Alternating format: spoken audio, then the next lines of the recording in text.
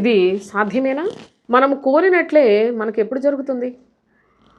ఒకప్పుడు కనాను స్త్రీ ఒకతే ప్రభు దగ్గరికొచ్చి, అయ్యా నీవు ఏదైనా చేయగలవు. నా కుమార్తె దయ్యం పట్టి చాలా బాధపడుతుంది.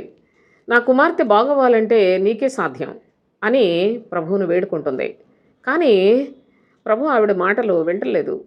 ప్రభు శిష్యులు అడుగుతున్నారు, బోధకుడా ఈ స్త్రీ మన వెంట వస్తుంది, ఆమె దయనీయమైన పరిస్థితిలో ఉంది, ఆవిడ కేకలు వేసుకుంటూ వస్తుంది అని శిష్యులు చెప్తున్నారు.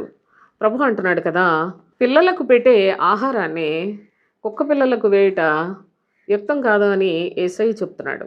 కానీ ఆ స్త్రీ ఏమంటుందో తెలుసా? అయ్యా కుక్క పిల్లలు కూడా తమ యజమానుల యొక్క భోజనం బల్ల మీద నుండి పడే ముక్కల కొరకు ఆశిస్తాయి కదా, అలాంటి దాన్ని దయచేసి నా మొర ఆలకించు, నా బిడ్డను బాగు చేయమని వేడుకున్నప్పుడు ప్రభు అంటున్నాడు, అమ్మా నీ విశ్వాసము గొప్పది, నీవు కోరినట్లే నీకు కలుగునుగాక అన్నాడు.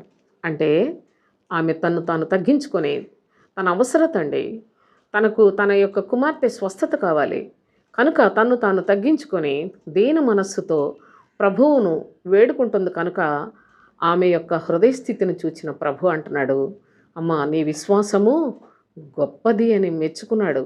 ప్రభు పరీక్షించినప్పుడు పరీక్షలో ఆమె నిలిచింది. ఆమె విశ్వాసమే చాలా గొప్పదిగా ప్రభువు చేత మెప్పు పొందింది. సోదరులారా, ఆమె యొక్క జీవితంలో నీవు కోరినట్టే నీకు కలుగునుగాక అంటున్నాడు. మన జీవితంలో మనం కూడా మనకు కోరినట్లే కలగాలి అంటే మనలను మనం తగ్గించుకోవాలి.